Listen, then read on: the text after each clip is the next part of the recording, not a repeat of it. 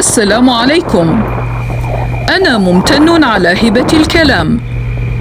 أشارك حبي من خلال كلامي. أتدرب وأتقن حديثي. صوتي هو الأداة التي أعزف عليها سيمفونية حياتي.